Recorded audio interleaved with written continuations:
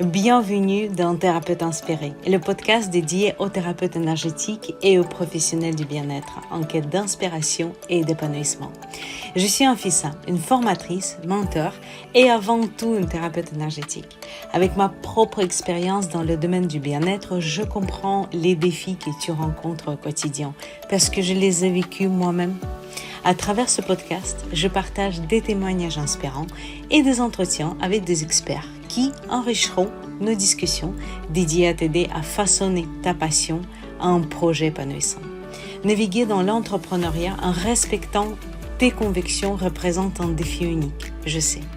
C'est là que Thérapeute Inspiré entre en jeu. Nous explorons comment créer une activité solide en harmonie avec ta passion et tes valeurs. Au fil des épisodes, prépare-toi à découvrir les outils, les stratégies et les inspirations nécessaires pour développer une activité que tu mérites. Rejoins-moi. Ensemble, nous tracerons le chemin vers l'épanouissement en alignant ta mission avec tes objectifs. Bonjour à tous et bienvenue dans ce nouvel épisode de Thérapeute Inspiré.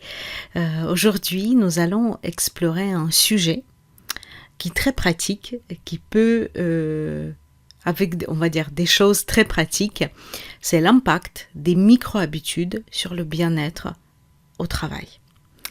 Comme un thérapeute de bien-être, bien sûr que, et tous les métiers de bien-être, on doit se préserver au premier lieu, parce que sinon on ne pourra pas être efficace pour nos clients. Même si tu es une formatrice quand même si tu es une formatrice en ligne, il faut quand même être vraiment en forme pour pouvoir continuer, pour pouvoir améliorer tes services, pour pouvoir continuer de donner le meilleur à tes clients. Donc les micro-habitudes, j'adore ça sincèrement, sont de petites actions simples que l'on peut intégrer facilement dans notre quotidien. Ils ont le pouvoir de transformer notre vie professionnellement de manière très significative. Je l'ai fait dans ma vie privée, je l'ai fait dans ma vie professionnelle. Ça change tout. Je vous rassure, je vous mets en défi de tester pendant un mois de préférence, peu importe, dans votre vie professionnelle, votre vie personnelle. Moi, je vous parle de vie professionnelle, mais ça peut s'adapter très très bien dans la vie personnelle. Et vous m'en dites des nouvelles parce que c'est vrai que moi, ça m'a changé la vie. Dans cet épisode, nous allons découvrir ce qui sont les micro-habitudes, comment les mettre en place et pourquoi ils sont si efficaces. C'est parti ? Qu'est-ce qu'une micro-habitude ? Qu'est-ce que c'est exactement ?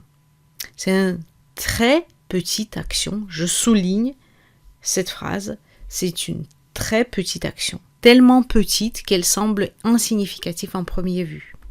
Cependant, c'est précisément cette simplicité qui la rend aussi puissante. Contrairement aux grandes résolutions qui peuvent sembler accablantes, les micro-habitudes sont faciles à adopter et maintenir. Parce que si par exemple, tu te dis, écoute, là, je n'ai jamais tenu le budget, ni pour mon entreprise, ni dans ma vie personnelle, et maintenant tous les jours, je vais le faire. Tu vas peut-être le faire 1 semaine, 2 semaines, 3 semaines, 1 mois, peut-être même 2 mois si tu es tenace. Après, ça va partir aux oubliettes parce que tu ne l'as jamais fait. Par contre, si tu vas faire petit à petit, personnellement, si on reste sur la question de budget, je note tous les budgets en espèces, et toutes les dépenses en espèces, et par contre, toutes les dépenses en carte bancaire, en chèque ou autre, ça passera sur mon compte en banque, donc 1 fois par mois, je peux le faire 1 fois par semaine. Ce sont des toutes petites choses. On va aller plus loin. Par exemple, au lieu de s'engager à méditer pendant 30 minutes chaque jour, que tu n'as jamais médité avant, on pourrait commencer par 1 minute de respiration profonde chaque matin. 1 minute, tu peux le trouver. À la limite dans la voiture si c'est pas possible. Avec les yeux ouverts par contre. Mais c'est mieux quand même bien sûr à la maison. Ces petites actions, répétées régulièrement, peuvent créer des changements durables et positifs dans notre vie. Et je t'assure, c'est exactement comme ça que ça se passe. Quels sont les avantages de ces micro-habitudes dans ton milieu professionnel? Ces micro-habitudes peuvent apporter de nombreux avantages dans ton milieu professionnel. Elles peuvent améliorer ta productivité, réduire le stress, augmenter ta satisfaction de travail. Des études montrent que des petites habitudes régulières peuvent avoir un impact cumulatif important sur notre bien-être. Il y a les livres, je n'ai pas en tête, mais il y a un livre qui est écrit sur ce sujet. Par exemple, prendre quelques secondes pour s'étirer après chaque réunion peut aider à réduire les tensions musculaires et améliorer la concentration. Tu savais ça? De même, noter une chose positive qui s'est passée chaque jour peut nous aider à maintenir une attitude positive et motivée. Je t'ai déjà parlé de ça dans d'autres épisodes. Et il y a des études qui sont prouvées. Quand je fais ma formation de psycho, on a parlé de cela. Et maintenant, je vais te donner quelques exemples concrets des micro-habitudes que tu peux facilement, je pense, intégrer dans ta vie professionnelle. La respiration profonde. Prendre 1 minute tous les heures pour respirer profondément, au moins 3 fois par jour. Cela peut réduire le stress et améliorer la clarté mentale. Étirement rapide. Après chaque réunion ou toutes les 30 minutes, faites un étirement. Tu peux faire un étirement rapide de 30 secondes pour détendre tes muscles. Par exemple, si tu es en visio, ça fait du bien. Et même si tu n'es pas en visio. Notez une pensée positive. Chaque matin ou chaque soir, écris quelque chose de positif, une intention pour la journée par exemple. Pour l'hydratation, tu peux boire un verre d'eau chaque heure pour rester hydraté, enregistré. Il y a même les bouteilles. J'aime pas ce type de bouteilles parce qu'ils sont en plastique, mais l'idée elle est géniale.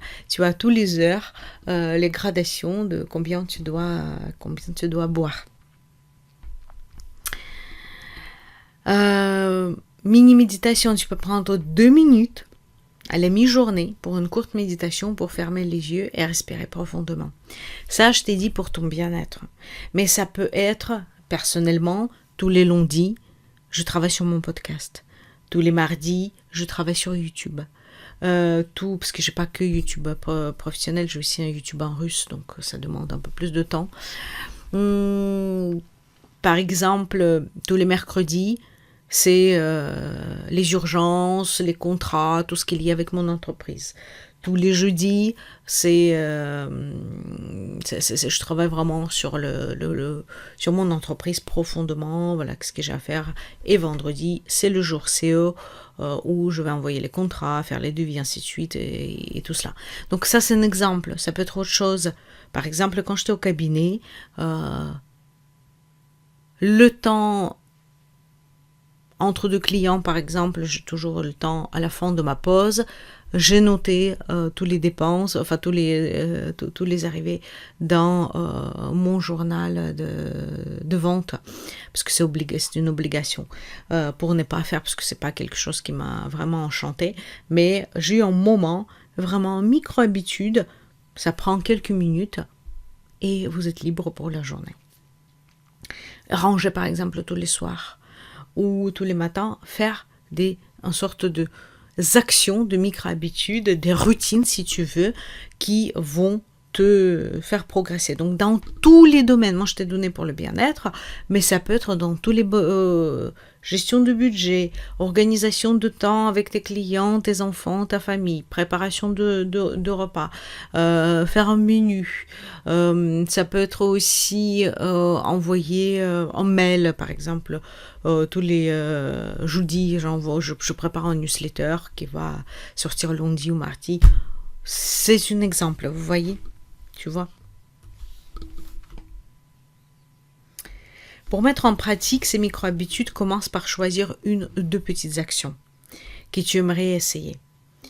Fixe-toi un rappel, utilise une application pour suivre tes progrès. Parce que même si tu n'aimes pas trop tout ce qui est informatique, tout ce qui est là, tu risques d'oublier. Mets-toi un rappel, je ne sais pas, sur le frigo. Un outil, si tu ne veux pas utiliser ton téléphone, par exemple, d'utiliser Shito, tu peux très bien mettre un mot sur le frigo, par exemple. Mais les applications, après, ça aide à suivre le progrès. C'est surtout pour ça. Par exemple, dans mon appli de sport, Je vois les progrès que j'ai fait, combien d'heures j'ai fait, et ainsi de suite. L'important est de rester constant, de ne pas se décourager si tu manques une journée, tu vois. Les micro-habitudes sont conçues pour être simples et non stressantes. En les pratiquant régulièrement, tu verras des améliorations dans ton bien-être général. Et la question qui me vient souvent quand je parle de mettre quelque chose en place, qu'on va un jour de soin, ainsi de suite. Et si j'oublie un jour, c'est pas grave, mais il ne faut pas que ça soit récurrent. Ça veut dire que, je dis toujours, une fois, pas deux. Ça veut dire que si je fais une fois, une journée, je ne fais pas la même chose le deuxième jour. Si j'oublie aujourd'hui, je ne vais pas oublier demain. Ou je ne peux pas. Après, il y a des périodes de rush dans certains métiers, par exemple, dans le métier de bien-être, avant les fêtes, les cartes cadeaux, ainsi de suite. Oui, bien sûr, tu peux mettre en pause certaines choses. Il ne faut pas mettre la pression. C'est pas pour ça qu'on les met en place, pour avoir encore une pression de plus. Mais sur la longue, on va dire 80% de ton temps, que tu tiens à ces petits micro-habitudes.